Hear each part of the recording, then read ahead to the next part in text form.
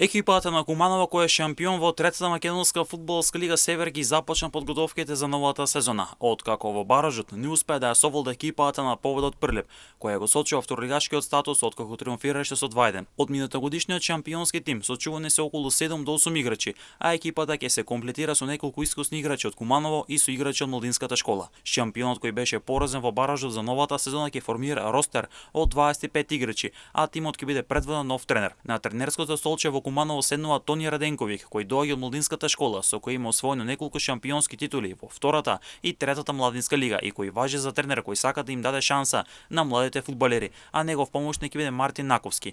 Куманово закажи неколку пријателски надпревари преку кои ќе се темпира формата за новата сезона. Во новата сезона прв фаворит за првото место и баражот за втората лига ќе биде Шкенди од Тарачиново. Во трката за првото место ќе се вклучи БВК Коњире, како и Еромил Горнолисече, кој во минатото настапуваше во првата лига, а Куманово со неколку искусни млади играчи ќе се обиде да направи тим со кој ќе се обиде да ја одбрани шампионската титула и да стигне одново до баражот за втора лига. Со ова се отвара одново прашањето дека шампионите во трета лига треба да имаат директен влез во втора лига, а не и да играат баражи. А од ден во ден се повеќе фудбалски работници го креваат гласот за кинување на баражите и овозможување на директен влез.